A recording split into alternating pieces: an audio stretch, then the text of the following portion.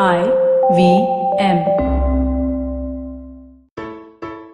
It's been another great week on IVM Podcast, and if you're not following us on social media, please do. We're at IVM Podcasts on Twitter, Facebook, Instagram, etc., etc.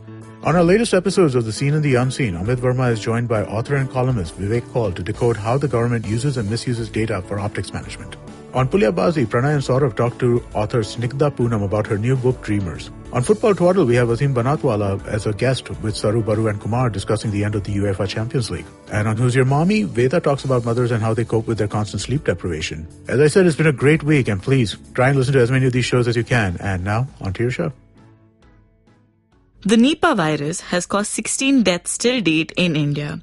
Several state governments have issued health advisories, and it's still unclear what this virus is, where it comes from, and what we can do about it.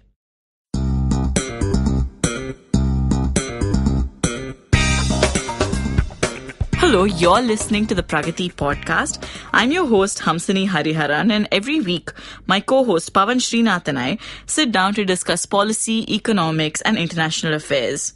Today, we're joined by Shambhavi Naik. Shambhavi has a PhD in cancer biology from the University of Leicester. She has a life sciences startup called Cloud Create and is also a research fellow at the Takshashila Institution. She's here to clear the air about what we know and what we don't know about the Nipah virus. So stay tuned. The Pragati podcast will be back after this short break. Every week comes a show where three people come together to tell you about stuff they like. A movie, a TV show, a book, and other stuff. Tune in every Monday on the IVM Podcast app to IVM Likes. Batman approves this message. Thank you, Batman. Nipah. Nipah. The reason my parents have completely stopped buying fruits. Nipah is also the reason why people of Kerala and surrounding states are extremely worried. Today we have in studio with us Shambhavi Naik, who was here before to talk about gene editing. She's back to talk about the Nipah virus. Shambhavi, are we facing an epidemic right now? What is the Nipah virus all about? Hi Pavan, hi Hamsini. Hello everyone, I am Shambhavi and today I'm going to give a bit of a 101 on the Nipah virus. Okay, so what is this virus? The virus belongs to a family known as Paramyxoviridae. Now that sounds a bit complicated, but we are very familiar with some of the other members of the family. So the virus that causes measles or mumps belongs to the same family of viruses that is part of Nipah. Okay, what it means is that the Nipah virus is made up of a single-stranded RNA. So humans have DNA as their core genetic materials. These viruses have RNA. Just like HIV. Just like HIV. So these are also zoonotic viruses. What does that mean? So a zoonotic virus is a virus that is primarily found in animals. So in case of Nipah, it is found in bats. But it can also jump to humans without the need for another animal in the middle. So it's just like dengue then, right? So dengue exists dengue viruses exist in mosquitoes and then they jump to humans. So those are vector-borne diseases. So in the case of dengue, the mosquito has to come and bite you. And it has a life cycle that it completes in the mosquito and a life cycle that it completes in the human. Zoonotic viruses have life cycles which are completed in the animal itself. When they jump to a human, we have seen most cases that zoonotic diseases are lethal, which means that the virus is not actually completing a life cycle. So if you think of it in a rational way, a dead host is of no use to the virus because it cannot actually go anywhere, right? So it would ideally want to complete a life cycle and move on. So we don't see bats dying of Nipah because they are just a host and it goes to the next bat. But humans die because they are not currently hosts for the Nipah virus. Okay, so this is almost, it sounds accidental, right? That there's this virus that exists in nature and we are sort of almost collateral damage, where we're not the intended target or something. It kind of does, and it has happened before. So measles, for example, part of the same family, did not start off as a human disease. it was found in another species and then it moved to humans, and eventually it went from a zoonotic disease to a vector-borne disease, where now it actually completes a life cycle in us as well. Tuberculosis is another example. So the strain that causes zoonotic tuberculosis is different from the strain that causes tuberculosis in humans. So that strain is found mainly in cows. But every year about 12,500 people die of zoonotic tuberculosis. So the same medicines that work for normal tuberculosis will not work in this case. So that's the difference between zoonotic and vector-borne. And that's the challenge that we face, is that as Nipah continues to grow, it might actually move from a zoonotic disease to a vector-borne disease, in which case we will start seeing more cases of it. So you mentioned the bat. So Hamsini also brought up how people are afraid of eating fruits nowadays. Where did this Nipah virus come from? What's the first outbreak that we know of? So the first outbreak of Nipah happened in Malaysia in 1999. And it is quite interesting because they had a lot of people dying of Nipah. So 1 in 3 families had someone succumbed to the disease. Wow. This happened in a village called Nipah. Hence the virus is also called Nipah. And for the longest time, the government felt that it was mosquitoes which was spreading the disease, because vector-borne diseases are so common in our tropical areas, right? So people thought it was mosquitoes. They did fogging and fumigation, but that did not help. There was a young graduate student at the University of Malay who actually discovered the virus, but no one believed him. So he had to actually smuggle all of these samples to the US, where his findings got validated. He smuggled supremely dangerous viruses to the US. Carrier bag on a flight to the US. Is he on the no-fly list and in Guantanamo I don't right think now? So. He works in a private pharma company back in Malaysia at the moment. Okay, big pharma, that explains it. Go on. Right, and then there was demographic studies done which showed that pig handlers were actually dying of the disease. So that is when the government kicked into action, and they figured that maybe the pigs were the cause of the disease. There was a massive culling operation that was overtaken, which more or less killed the pig industry in Nipah, but it also stopped the outbreak. So that was the first incident of that happened. So that was 19 years ago or so, right? What about now? Is it pigs that are causing the outbreak in Kerala? Well, yes, no, we don't know yet. After Malaysia, the second epidemic started happening in Bangladesh. And in 2001, Bangladesh actually saw 9 different epidemics of Nipah occurring. And 9 different epidemics? So, in 1 year, there were 9 different epidemics of Nipah. So, sorry, how exactly do you define an epidemic? An epidemic is an infectious disease that rapidly spreads through a population within an extremely short period of time. And all CDCs, so India has a National Center for Disease Control, they have their own standards of what to declare as a epidemic. Okay. So what we have going on in Kerala right now is definitely an outbreak of infectious disease? Yes, it is. At one point it may be declared as an epidemic. It might be turned into an epidemic. All right. So, going back to Bangladesh, Bangladesh had a series of outbreaks of Nipah cases between 2001 and 2010. And eventually they got figured out that the source of the epidemic was from contaminated date palm sap. So, date palm sap is supposed to be a delicacy with the Bengali people. And bats also prefer having date palm sap. So the bats were actually going and licking the date palm saps when they were being collected from the trees. Their saliva, which was contaminated with the virus, was entering into the sap, and when people drank the sap, the virus entered and infected people. So this was the second time when we saw bats to be actually causing the disease, not pigs. And this was when the researchers figured out that the bats was the primary reservoir for the virus. So the virus goes from bats to humans, or it can go from bats to pigs, when pigs eat food that is also been eaten by bats before. Okay, all right. Okay. Then we also had incidences in Siliguri and Nadia in West Bengal. Okay. And here what people saw was that we could not establish an animal that could have caused the index case. So the index case is the first human who has got infected with Nipah.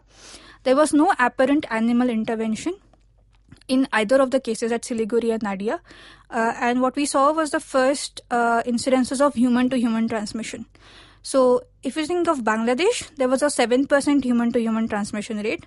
in Siliguri, that was up to about 80% of cases. So walk us through transmission. Does it mean that if you come in contact with 100 people, 7 of them will get infected? So yes, kind of like that. The way it happens in the case of Nipah is that Nipah is present in body fluids. So in saliva, in blood, in urine. And if you come in contact with that, there's an increased risk of you getting the virus. The rate at which a virus or the amount of virus that is required to infect somebody is determined by the virulence factor for that virus. So if it is highly virulent, then a low amount of the virus can cause a disease in somebody else. So virulence just means how strong the virus is? Kind of. It has to break through your own defense forces and cause an infection. Okay. So cut to Kerala. What's happening this time? So again in Kerala, there has been a lot of speculation. Hamsini's mentioned the fruits, you have mentioned the bats.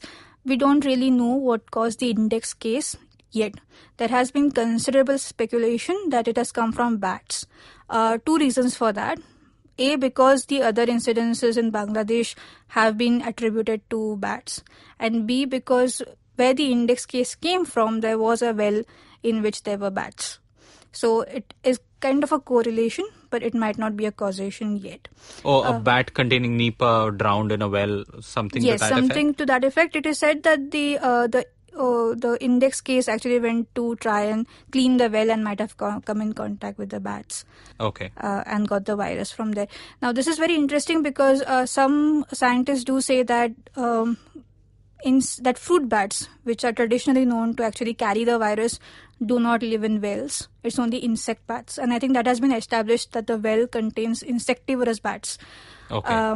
And also when there were studies done on the bats, they did not find any Nipah virus in them. But again, that is also not establishing anything because if you consider any human disease, right? So if you got dengue and someone tests you after a while, you're not going to come positive for the disease. And so we have actually tested the bats after about 3 weeks of the index case dying. Okay. So even if they come out negative, we cannot be definitely sure that those bats never carried the Nipah virus. So the National Institute for High Security Animal Diseases. Wow. Yeah. I didn't even know we had. It's in Bhopal. They routinely test a lot of animals for viruses. And they had did a study in 2013 on Indian bats and found Nipah in Haryana. They did not do Kerala at that point of time. They had done northern states and found the presence of Nipah. But obviously that did not spread to humans back then. So there is a possibility that the virus is present in bats. But for it to transmit from the bat to human, we cannot establish anything at this point of time. As morbid as this is, and we have already had a few deaths in Kerala. I mean, I can't help but think of racy detective novels from the likes of Robin Cook, where, I mean, what you paint is a very investigative journey, right? I mean, people are going out looking for clues, ruling out thing by thing after thing. It reads like something out of Robin Cook's Vector or something. Science is kind of like that, right? You have to do an investigation which is based on evidence. And I think partly we have already been shackled by what we know about Nipah. Maybe the bats, the theory that it was the bats, and the fact that for the initial couple of weeks we did not look anywhere else may have come from there. As Hamsini said, people are not eating fruits because there is the theory that if a bat has eaten into the fruit and if you eat it, you get Nipah as well. I think that might actually... So us not eating fruits might have impact farmers more than the bats actually causing Nipah through fruits. So there are a lot of things there that we haven't yet understood and we need to investigate, but with an open mind, with a data-driven approach, not with what we know. This is the one thing about viruses which is very challenging, is that they change. They can evolve very rapidly every season and every time they undergo life cycle. So, yes, it has happened through pigs before, it has happened through bats before. There have been instances where it has happened through goats, but we cannot remain limited by that knowledge and think that it cannot go beyond that. Right. But at the same time, we should sort of fight fear, uncertainty and doubt, right? I mean, the people are sort of just trying to scare others on everything from WhatsApp forwards to articles in newspapers about you should not be eating fruits, you should not be eating meat. I mean, we have no evidence that it travels through cooked meat, right? Yeah, I know.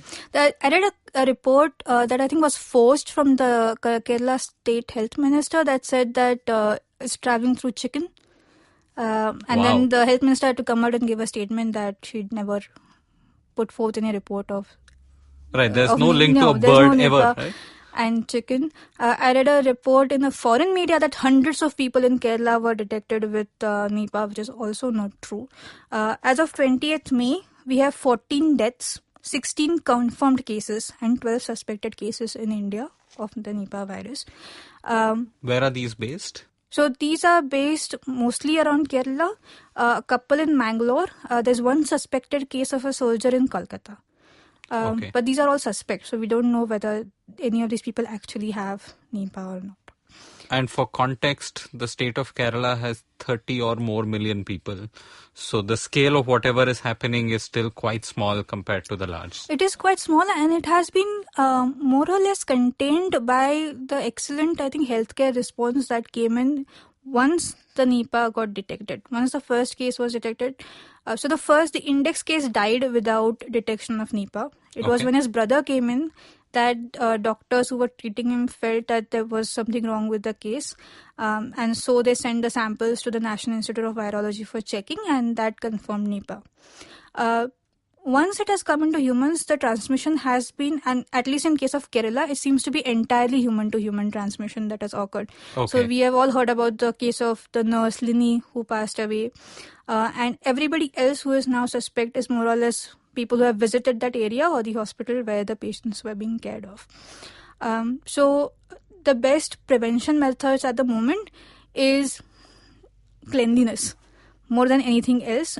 So cook your meats if you are really concerned, but avoiding foods is not really going to deter it, because the way you'll get it is if you come into contact with somebody else's body fluids. So spitting in public, defecating in public, or while using public washrooms, just be careful to wipe down everything. And these are just things we should be doing anyway, right? This is not about Nipah. This is about general norms of cleanliness. Yeah, and norms are very important when it comes to preventing epidemics. So, for example, Ebola in Africa has spread so rapidly before because of the way the funeral practices are held. So, they have managed to trace the 2014 outbreak to a single funeral where 14 women attended the funeral, and the practice is to hug and kiss the body as they prepare it for funeral. And they got infected there and then carried it onwards. So, social norms have to underpin a lot of the way epidemics spread, and this is, I guess, another recall for us to give impetus to Swachh Bharat and maintain cleanliness around us. Wow. So Shambhavi, tell us a little more about what the Nipah virus does to someone who's infected. And like you said, it spreads through fluids, right? So one part is cleanliness, as we talked about. The other part, I guess, would be quarantine and sort of... so does a travel advisory in this circumstance make sense, given that it spreads from human to human? Right. So the spread is obviously through direct contact, right? So if you're generally going to Kerala, your chances of getting it are low, unless you specifically visit the hospital or come in contact with a patient, right?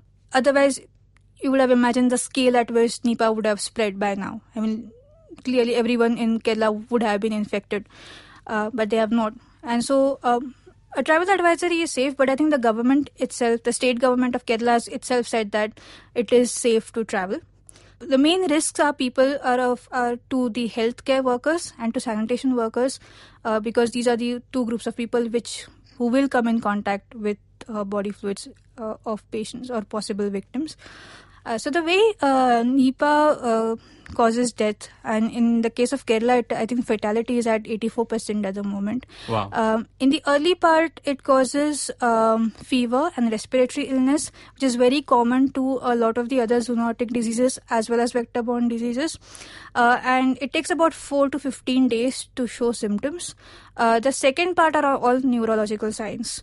So you get inflammation in the brain, you get personality changes, you get mood swings and all of that. So mental stress is the second part, after which within 48 hours usually the patient goes into coma and dies.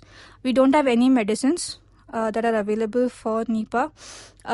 We only have supportive treatments to ensure that there is fluid balance within the patient. Okay, Shambhavi, something that I've been wondering is why does, testing take so long for the Nipah virus? I mean, we were talking, I think, about cases in Siliguri. So why do they take so long to detect whether or not it's Nipah? I mean, considering that it's an important disease with such a high rate of fatality, shouldn't we just diagnose it quicker? So one of the things about the Kerala incidents in particular is that it has never happened in Kerala. So there was a lack of awareness as well. So the first victim, as I said, went undetected completely. So then once they actually figured, and the initial signs are fever and delirium, right? And that is very common in a lot of the other diseases. So there's nothing that stands out about Nipah early on.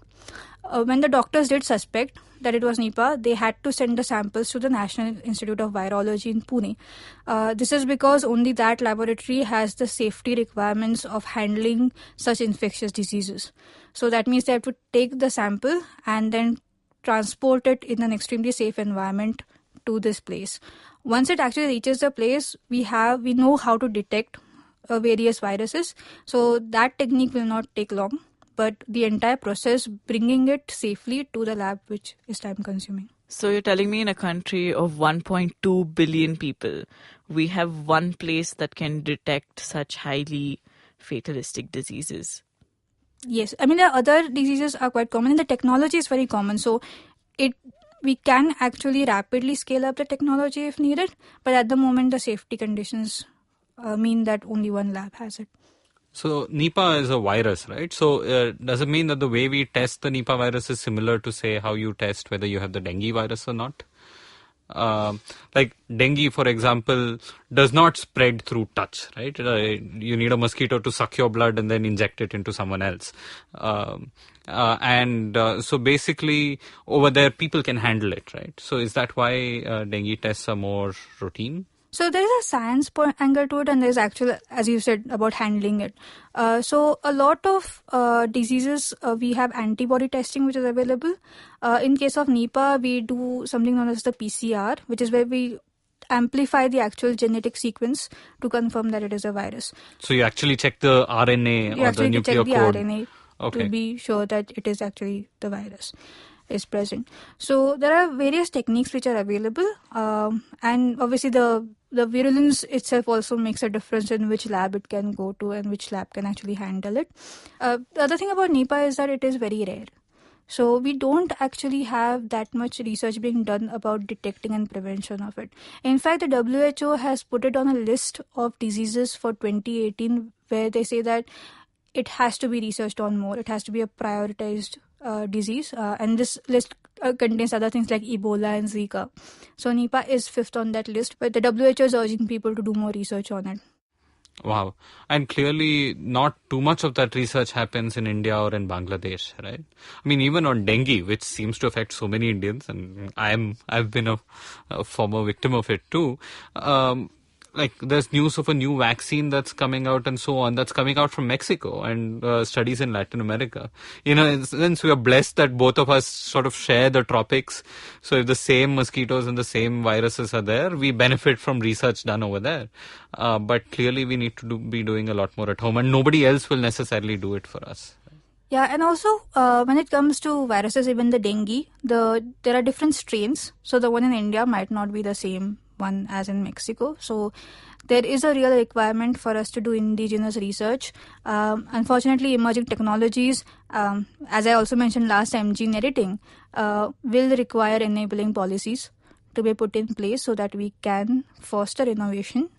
It's a requirement that we cannot now ignore anymore. And there are groups that are working on dengue. I'm kind of unofficially collaborating with one of these where we are trying to pick up a vaccine strategy, but has to be data driven. It has to be dependent on, for example, dengue, what strain is present in India. There are 4 different strains, I think. Which one is present in India? Where is it present? how can we actually think of a vaccine? So that's the approach that we need to take. Thanks, Shambhavi. My sort of final big question that I want to ask you is, when we are dealing with bacterial diseases, now we have had about 100 years of antibiotics that have been in use, right? So new classes of antibiotics being formed. And although people are saying that we have not discovered new antibiotics in the last few decades, we still have a large arsenal at our command to tackle bacteria. What's the difference with viruses, and why don't we have this large arsenal of things to combat viruses? To my knowledge, we have some drugs against HIV. I think we have acyclovir or something against a few other diseases, and probably we have vaccines against influenza and maybe a handful of other viruses. That's it, right?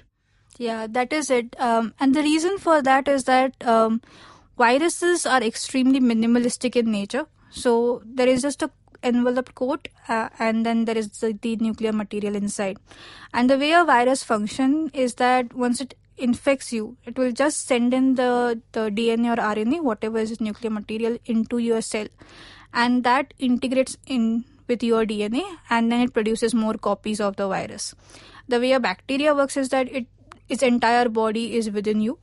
So the entire cell is within you, and just means that there's more target available for your immune system to hit, or there is more target available for drugs to be created against. Also, when you think of a cell, it brings in its own machinery, so it will have its own metabolic pathways which are different from the way human cells work, which means again there are more targets for you to hit.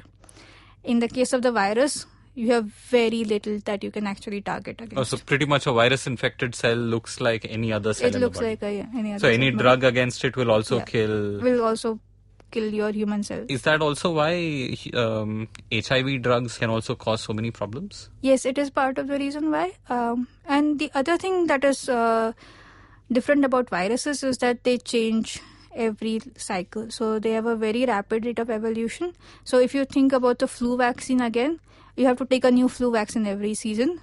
Right. Because it will be an evolved strain of the flu, not the same one that came last year. And I guess that's why the flu viruses have different designations, right? H5N1, H1. So H and N are actually proteins which are present on the capsule of the virus. Okay. And that is basically determining which vaccine will work against which strain of the virus. But on that note, I would like to say that vaccines at this point of time are our best defense mechanisms against viral infections. Like I said very early on, there is always a chance that zoonotic viruses will change into vector-borne viruses. And if we want to stop, there's nothing stopping the flu to becoming more dangerous or as deadly as Nipah. If we want to stop that, we have to increase immunity within our population, and vaccination might be the only way of doing that for now. Okay. On that somber note, thank you so much, Shambhavi, for joining us and helping us sort of avoid the fear and shed more light on Nipah. Thank you, Pavan. That's it for this episode of the Pragati podcast. If you have any questions for Shambhavi or us, you can write in to podcast@thinkpragati.com. You can also read Shambhavi's article called Nipah 101, What We Know and Don't Know on thinkpragati.com. The Pragati podcast is available on the IVM podcast app or wherever it is that you get your podcasts from. We're there everywhere.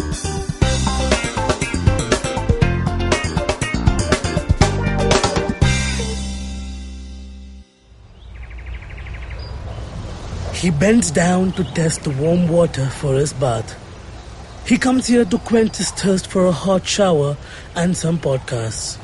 You can witness how he enjoys having other people talk about cool stuff in his bathroom. Indeed, it helps him with his loneliness. You can find more of his species on ivmpodcast.com, your one-stop destination where you can check out the coolest Indian podcasts. Happy listening.